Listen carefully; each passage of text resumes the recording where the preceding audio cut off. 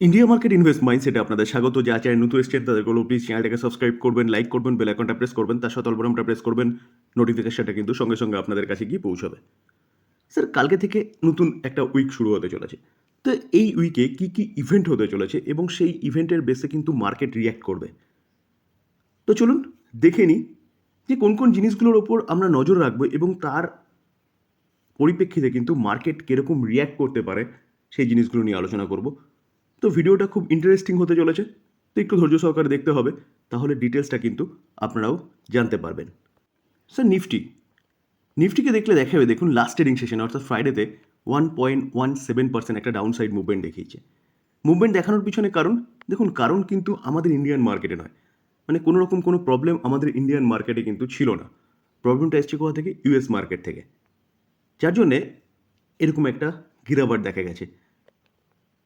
Dow জোন্সকে দেখলে দেখা যাবে আমাদের মার্কেট ক্লোজ হয়ে যাওয়ার পরে কিন্তু ইউএসের মার্কেট শুরু হয় 7টা থেকে। তো ডাউকে দেখলে দেখা যাবে, দেখুন ফ্রাইডেতে 1%-এর ওপরে পড়েছে। তার আগের দিনও অর্থাৎ বৃহস্পতিবার সেদিনকেও কিন্তু মার্কেট পড়েছিল ইউএসের মার্কেট, যার জন্য আমাদের মার্কেটে এরকম একটা ভূমিকম্প দেখা গেছে। তো ফ্রাইডেতে পড়েছে মানে বলতে পারেন মন্ডেতে কিন্তু মার্কেট আমাদের নেগেটিভ খুলতে পারে। লাস্ট 5 দিনে দেখলে দেখা যাবে, দেখুন প্রায় 2.5%-এর কাছাকাছি মতন পড়েছে এবং চার্টটা কিন্তু সেরকমই দেখাচ্ছে, কোনো রকম কোনো কিন্তু রিকভারি দেখা যায়নি। তো এরকম পড়ার পিছনে কারণ কি?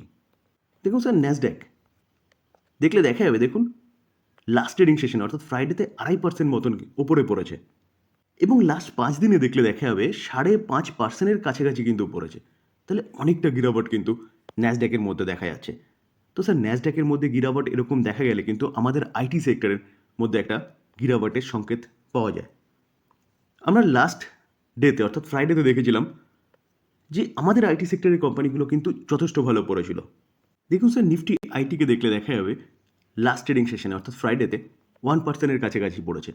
তো স্যার, যেহেতু ফ্রাইডেতে ন্যাসড্যাক অতটা পড়েছে, তাহলে এক্সপেক্ট করা যায় যে মন্ডেতে আমাদের আইটি ইন্ডেক্স কিন্তু অনেকটা পড়তে পারে। তো আইটি ইন্ডেক্স পড়লে মানে কিন্তু আইটি সেক্টরের কোম্পানিগুলো টিসিএস, ইনফোসিস, এসসিএল টেক, উইপ্রো, এলএনটি, মাইন্ডট্রি, তো এই কোম্পানিগুলো কিন্তু পড়তে পারে। তো স্যার, ভালো ভালো কোম্পানিগুলো যদি নিচে আসে তাহলে বাই করার অপরচুনিটি কিন্তু খুঁজতে হবে। এবার প্রশ্ন হচ্ছে যে ইউএসের মার্কেট পড়ছে কেন? ইউএসের মার্কেট পড়ার পিছনে যদি কারণ বলেন তাহলে কারণ হচ্ছে রিসেশনের ভয়, যেখানে কিন্তু বিভিন্ন ইকোনমিক্সরা বলছে ইউএস রিসেশনে যেতে পারে। তো স্যার, যেতে পারে মানে যাচ্ছে না কিন্তু। কারণ দেখুন, সাধারণত আমরা জানি কি যে কোনো দেশের জিডিপি যদি পরপর দুবার জিরোর নিচে আসে তাহলে সেই দেশ রিসেশনে গেছে। তো সেই জায়গায় দাঁড়িয়ে কিন্তু সেরকম কিছু আমরা এখনও দেখিনি। ইউএসএ জিডিপি কিন্তু যথেষ্ট ভালো গ্রো করছে। তো সেই জায়গায় দাঁড়িয়ে স্যার এই ভয়টাই হচ্ছে মার্কেটকে এরকমভাবে নিচে নামাচ্ছে। তো স্যার, প্যানিক করার কিছু নেই। ভালো ভালো কোম্পানি যদি নিচে আসে তাহলে বাই করার অপরচুনিটি খুঁজতে হবে স্যার।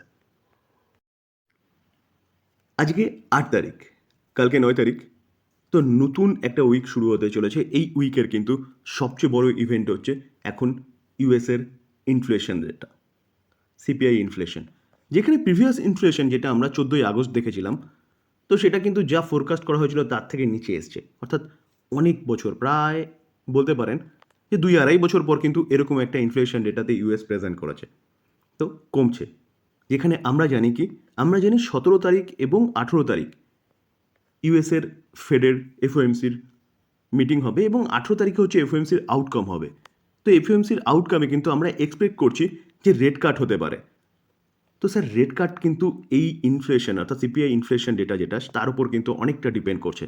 এই সিপিআই ইনফ্লেশন যদি এবারও কন্ট্রোলে চলে আসে তাহলে কিন্তু মোটামুটি 90% ধরে নিতে পারেন যে কি, যে ফেডের চেয়ারপারসন মিস্টার পাওয়েল যা বলেছে সেটা হতে পারে। আর যদি ইনফ্লেশনের ডেটা যা ফোরকাস্ট করা হয়েছে তার থেকে যদি বেশি আসে তাহলে কিন্তু মার্কেটে একটা ভয়ঙ্কর গিরাবট হতে পারে।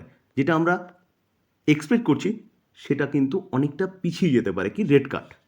তো এই ইনফ্লেশনের ডেটাটা কিন্তু আমাদের ইউএসের মার্কেট সহ ইন্ডিয়ান মার্কেট, টোটাল ওয়ার্ল্ড মার্কেটের জন্য কিন্তু একটা ইম্পর্টেন্ট জিনিস। এই যে ইউএসের ইনফ্লেশন ডেটা, সেটা কবে আসতে চলেছে? 11ই সেপ্টেম্বর, আগস্ট মাসের ইউএসের ইনফ্লেশন ডেটা, যেটা ফোরকাস্ট করা হয়েছে কত? 2.6। এবার কত আসছে? যদি 2.6 বা তার নিচেও আসে তাহলেও সেটা কিন্তু ভালো ধরা যেতে পারে। তো যেই স্বপ্নটা আমরা দেখছি সেই স্বপ্নটা কিন্তু ফুলফিল হতে পারে রেট কাটের। দেখুন প্রিভিয়াস ইনফ্লেশন ডেটাগুলো দেখলে দেখা যাবে যেটা জুলাই মাসের ডেটা আগস্ট মাসে এসেছিল 3% এক্সপেক্ট করা হয়েছিল 2.9 এসছে। জুন মাসের ডেটা জুলাই মাসের 11 তারিখে এসেছিল 3.1 এক্সপেক্ট করা হয়েছিল 3 এসছে, এবং যেটা মে মাসের ডেটা 12 জুন এসেছিল 3.4 এক্সপেক্ট করা হয়েছিল 3.3 এসছে। তো প্রিভিয়াস ডেটাগুলো দেখলে দেখা যাবে তার আগের ডেটাটাও এপ্রিল মাসে যেটা মে মাসে এসেছিল 3.4 এক্সপেক্ট করা হয়েছিল 3.4। তো পরপর 4টে মাসের ডেটা কিন্তু যা এক্সপেক্ট করেছে তার থেকে নিচে এসছে। তো এই জায়গায় দাঁড়িয়ে যদি এটা নিচে আসে, যা ফোরকাস্ট করা হয়েছিল তার থেকে যদি নিচে আসে, তাহলে কিন্তু মার্কেট সেলিব্রেট করবে। তো স্যার এই 11 ডেটটা অর্থাৎ 11 সেপ্টেম্বর এই ডেটটা কিন্তু মাথায় রাখবেন, যেটা আমাদের মার্কেটের জন্য কিন্তু ইকুইটি মার্কেটের জন্য তথা ওয়ার্ল্ড মার্কেটের জন্য কিন্তু একটা ইম্পর্টেন্ট ডে। ইউএসের ইনফ্লেশন ডেটার সাথে সাথে কিন্তু ইন্ডিয়ার সিপিআই ইনফ্লেশনের ডেটাও আসতে চলেছে। এটাও কিন্তু আমাদের মার্কেটের জন্য খুব ইম্পর্টেন্ট, কারণ এই ডেটাটার উপরেও কিন্তু আমাদের মার্কেট কীরকম রিয়্যাক্ট করবে সেটা ডিপেন্ড করছে। তো যদি ইউএসের রেট কাট হয় তাহলে আমাদেরও আরবিআই রেট কাট করবে। দেখুন ফোরকাস্ট আগের বারে অর্থাৎ যেটা আমরা 12 আগস্টে পেয়েছিলাম সেটা দেখলে দেখা যাবে 3.65 এক্সপেক্ট করা হয়েছিল 3.54 এসছে। তো আমাদের ডেটাটা কিন্তু আগের বারেও কন্ট্রোলে ছিল। তো আমাদের ইনফ্লেশন ডেটা কবে আসতে চলেছে তার একদিন পর অর্থাৎ 12 সেপ্টেম্বর, আগস্ট মাসের ডেটা। তো স্যার প্রিভিয়াস ডেটাগুলো দেখলে দেখা যাবে কিন্তু আমাদের একটা মিক্সড রিয়াকশান দেখা যাচ্ছে, যেখানে কখনো কমছে, কখনো একটু বেড়েছে, আবার কমেছে, আবার একটু বেড়েছে। তো সেই জায়গায় দাঁড়িয়ে স্যার এবার কি আসে সেটা শুধু এখন দেখার বিষয়। যদিও বা আমাদের যে ইনফ্লেশন যে টলারেন্স লেভেল 4 থেকে 6%, অর্থাৎ 4 থেকে 6% হচ্ছে আমাদের ইনফ্লেশনের টলারেন্স লেভেল। তো সেই জায়গায় কিন্তু কন্টিনিউয়াসলি রয়েছে, আমাদের ইকোনমি ভালো পারফরমেন্স করছে, ইনফ্লেশন অনেকটা কন্ট্রোলে আছে। তো স্যার এই 12 সেপ্টেম্বর এই দিনটা কিন্তু আমাদের মার্কেটের জন্য ইম্পর্টেন্ট দিন, এটা মাথায় রাখবেন। চ্যানেলের সাথে যুক্ত থাকলে কিন্তু এই আপডেটগুলো সঠিক সময়ে খুব তাড়াতাড়ি আপনাদের কাছে গিয়ে পৌঁছে যাবে। তার জন্য বেল আইকনটা প্রেস করতে হবে, অল বটনটা প্রেস করতে হবে, এবং অবশ্যই চ্যানেলটাকে সাবস্ক্রাইব করতে হবে। তার পাশাপাশি আমরা এখন এফআইএস ডিআইএস এর ডেটা দেখে নেব, অর্থাৎ ফরেন ইনস্টিটিউশন ইনভেস্টর এবং ডোমেস্টিক ইনস্টিটিউশন ইনভেস্টরের ডেটা, যেটা এই মাসে এখনও পর্যন্ত দেখলে দেখা যাবে। দেখুন যে এফআইএসরা কী করেছে, ফরেন ইনস্টিটিউশন ইনভেস্টররা তারা 64,715 করোড় কী করেছে, বাই করেছে, এবং সেল করেছে কত, 63,314 করোড়। তো ওভারঅল দেখলে দেখা যাবে 1,401 করোড় মতন কিন্তু তারা নেট পারচেস করেছে। এই মাসে এখনও পর্যন্ত 4টে ট্রেডিং সেশন হয়েছে, যেখানে লাস্ট ডেতে 620 করোড় তারা সেল করেছে, 5 সেপ্টেম্বর 688 করোড়, এবং তার আগের দুটো সেশন কিন্তু তারা বাই করেছে।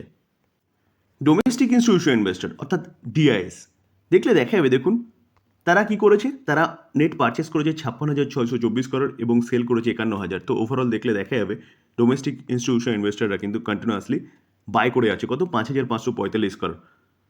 তো যে 4টে ট্রেডিং সেশন এই মাসে এখনও পর্যন্ত হয়েছে সেখানে দেখলে দেখা যাবে তারা কিন্তু কন্টিনিউয়াসলি বাই করছে। তো স্যার এফআইএসও বাই করছে, ডিআইএসও বাই করছে। তো যদি রেট কাটটা হয় তাহলে কিন্তু বলতে পারেন এফআইএস আরও ভালো বাপসি করতে পারে। তো বাপসি করলে মার্কেট কিন্তু ইন্ডিয়ান মার্কেট ভালো মুভমেন্ট দেখাতে পারে। তার পাশাপাশি স্যার এই ক্রুড অয়েলও কিন্তু আমাদের মার্কেটকে ইম্প্যাক্ট করতে পারে। দেখুন ক্রুড অয়েল 2% মতন পড়ে রয়েছে, অর্থাৎ 71-এ চলছে, এবং WTI যেটা কিন্তু 70-এর নিচে চলে এসছে। তো আমরা সাধারণত ব্রেন ক্রুডটা ব্যবহার করি, তো এইটা কিন্তু কন্টিনিউয়াসলি পড়ছে। তো এটা ক্রুড পড়লে পরে কিন্তু আমাদের মার্কেটের জন্য ভালো। কারণ কি, কারণ আমরা 80% ক্রুড কী করি, অয়েল বাইরে থেকে পারচেস করি। তো এটা যত কমবে আমাদের ইনফ্লেশন তত কন্ট্রোলে থাকবে। তার পাশাপাশি এই ব্রেন ক্রুড অর্থাৎ এই তেল আমাদের অনেকগুলো সেক্টরের কাঁচামাল হিসেবে ব্যবহার হয়, যেরকম যেরকম কেমিক্যাল সেক্টর। তার পাশাপাশি দেখলে দেখা যাবে পেইন্ট সেক্টর। তো সেই কোম্পানিগুলো কিন্তু ভালো একটা মুভমেন্ট দেখিয়েছে লাস্ট কয়দিনের ট্রেডিং সেশনে। কারণ স্বাভাবিকভাবেই যে র মেটেরিয়ালস যে ক্রুড অয়েল সেইগুলো কিন্তু এই সেক্টরগুলোকে প্রভাবিত করে, কারণ মেন কাঁচামাল হচ্ছে ক্রুড অয়েল। দেখুন দীপক নাইট্রেট এই কোম্পানিটাকে দেখলে দেখা যাবে লাস্ট ট্রেডিং সেশনে কোম্পানিটা 2% মতন পড়েছে, কিন্তু লাস্ট 5 দিনে যদি আপনি দেখেন দেখলে দেখা যাবে 1%-এর ওপরে একটা আফসাইড মুভমেন্ট দেখিয়েছে। যদি এই গিরাবারটা না হতো তাহলে কিন্তু ভালো একটা মুভমেন্ট এই দীপক নাইট্রেট কিন্তু দেখিয়েছিল। অ্যাপ্রক্সিমেট দেখলে দেখা যাবে 3-3.5%, 4%-এর কাছাকাছি। কেন? কারণ একটু আগে বললাম এই কোম্পানিটা হচ্ছে কেমিক্যাল সেক্টরের কোম্পানি, যেই কোম্পানিটা বলতে পারেন যে ক্রুড অয়েলের ওপর ডিপেন্ড করে। তো ক্রুড যত সস্তা হবে তত কিন্তু এই কোম্পানিগুলোর যে খরচা সেটা কমবে, তো প্রফিট বাড়বে। তার পাশাপাশি স্যার এশিয়ান পেইন্ট বলুন বা বার্জার পেইন্ট বলুন, এই কোম্পানিগুলো কিন্তু ভালো মুভমেন্ট দেখিয়েছে। লাস্ট ট্রেডিং সেশনে মার্কেটে একটা গিরাবার ছিল, তাও কোম্পানিটা পজিটিভ ছিল। দেখুন লাস্ট 5 দিনে দেখলে দেখা যাবে এই কোম্পানিটাও প্রায় 3.5%-এর কাছাকাছি একটা আপসাইড মুভমেন্ট দেখিয়েছে, as it is Berger paint. কারণ কারণ ক্রুড যত সস্তা হচ্ছে তত কিন্তু এই কোম্পানিগুলোর বিজনেস ভালো হবে। স্যার পিডিলাইট, এই কোম্পানিটাকেও দেখলে দেখা যাবে, দেখুন কোম্পানিটা লাস্ট ট্রেডিং সেশনে 1%-এর কাছাকাছি একটা আপসাইড মুভমেন্ট দেখিয়েছে এবং কোম্পানিটা তার হাই কত 52 ইকায় 3,278, তার কাছাকাছি কিন্তু ট্রেড করছে। তো স্যার এই কোম্পানিটারও কিন্তু কাঁচা মাল হচ্ছে কি ক্রুড অয়েল। তো এই কোম্পানিগুলোকে কিন্তু ক্রুড অয়েল ইম্প্যাক্ট করবে। তো ক্রুড যত সস্তা থাকবে এই কোম্পানিগুলোর বিজনেস কিন্তু তত বাড়বে। ডিসক্লেমার দিয়ে রাখি স্যার, কোনো বাই সেল রেকমেন্ডেশন নয়। ক্রুড যত নিচে থাকবে তত কিন্তু এই কোম্পানিগুলোর জন্য ভালো এবং এই কোম্পানিগুলো ভালো পারফরমেন্স দেখাবে। আবার তার পক্ষান্তরে যদি দেখেন ক্রুড যত বাড়বে এই কোম্পানিগুলোর জন্য কিন্তু খারাপ। তো এইভাবে কিন্তু মার্কেটটাকে দেখতে হবে এবং সেইভাবে আপনাকে ইনভেস্টমেন্ট করতে হবে। আলোচনা এই পর্যন্ত। যদি আলোচনা ভালো লাগে, যা চ্যানেল নতুন এসেছেন তাদেরগুলো প্লিজ চ্যানেলটাকে সাবস্ক্রাইব করবেন, লাইক করবেন, বেল আইকনটা প্রেস করবেন, তার সাথে অল বাটনটা প্রেস করবেন, নোটিফিকেশনটা কিন্তু সঙ্গে সঙ্গে আপনাদের কাছে গিয়ে পৌঁছাবে। থ্যাংক ইউ, ভালো থাকবেন।